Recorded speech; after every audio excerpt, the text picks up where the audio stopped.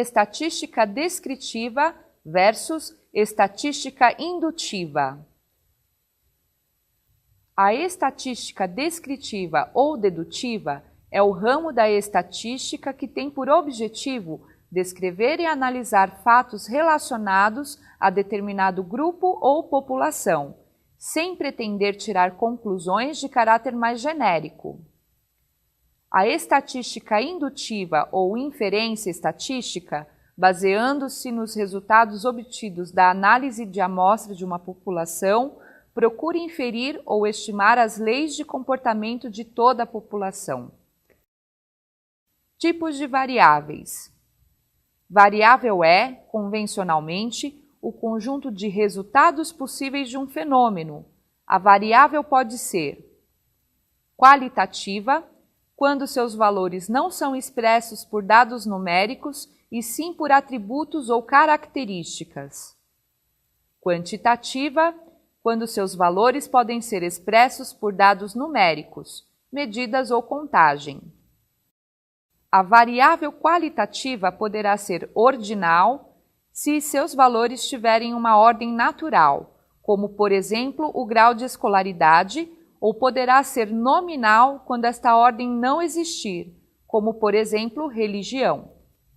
A variável quantitativa poderá ser contínua, se os seus valores puderem assumir quaisquer resultados dentro de um intervalo qualquer, normalmente decorrente de medidas, ou poderá ser discreta, se os seus valores pertencerem a um conjunto enumerável, normalmente decorrente de contagens.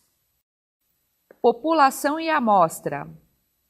População é um conjunto de elementos portadores de, pelo menos, uma característica comum. Observação. Devemos tomar cuidado, pois o termo população, em estatística, não tem o mesmo significado usual, relacionado apenas a pessoas. Uma população estatística é um conjunto de informações que tenham entre si alguma característica comum. Por exemplo, o conjunto de todas as cores de olhos constitui a população de cores de olhos. A amostra é qualquer subconjunto finito, representativo de uma população. Usamos as técnicas de amostragem quando for muito trabalhoso ou mesmo impossível o estudo completo da população. Uma amostra, para ser boa, tem de ser representativa, ou seja, deve conter proporcionalmente uma imagem qualitativa e quantitativa do que a população possui. A amostra deve ser imparcial, isto é, todos os elementos da população devem ter as mesmas chances de fazerem parte da amostra. É claro que trabalhar com amostras pode ser bastante vantajoso, mesmo que o resultado apresente alguma pequena margem de erro.